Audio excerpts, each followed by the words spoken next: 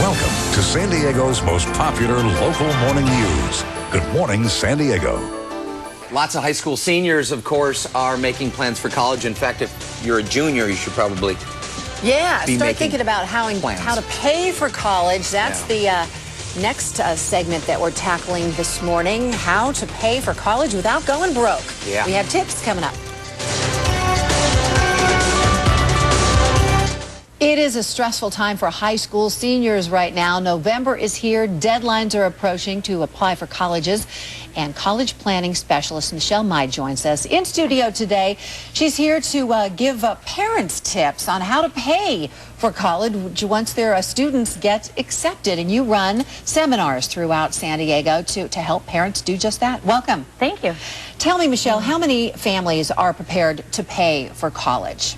I would say less than 20% of families have actually everything saved to pay for the full costs of college. And it's really just unbelievable how expensive it can be. Yeah. So a state school could run anywhere between $18,000 to $20,000. A UC school is anywhere between $26,000 up to about $28,000 right now. And then some of these private schools are running anywhere between $50,000 to $53,000 right now. And that's per year. That's per year, exactly. So when people aren't prepared, I guess the question is, how do you pay for all of that? Well, proper planning is key here. So many people have some money saved but not enough saved, or are thinking about using all of their life savings. So the one thing that you need to do is start to plan out, how am I going to pay for all 4 years, 5 years, or even 6 years sometimes. And it's never too early to start planning. When do you recommend people really kind of get on the ball here? When their kids are born. But no, but really, you want to start basically when they're freshman or sophomore to really start to think about how much you're going to need to allocate for each year for college and for the total cost of attendance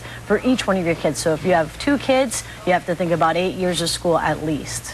Now, when it comes to paying for school, there are grants, there are scholarships, there are student loans. I mean, there are a lot of different options, but there are some little tricky things you have to navigate on the way. That's correct. So when you're looking at paying for college, you need to think about what your expected family contribution is, which is comprised of a certain percentage of the parents and the students' assets and their income. So you need to figure out what your expected family contribution is to figure out if there's any need-based aid that you could get through the school. And how difficult is need-based aid? Because I've been to one of your seminars, and you say people who are even in a decent income bracket, there is always money out there. You just have to know where to find it. That's correct. So there's only 3 places that you could ever really get money from, which is either from the state, from the federal government, from the university itself, actually there's 4, and then sometimes some private scholarships as well. So you need to start to plan to figure out how you can qualify for all the state, the federal, or the university's money. And in these tough times, Michelle, it's something else is interesting that I learned from your seminar, and that's basically that just because you think you're saving money by going to a state or a UC school,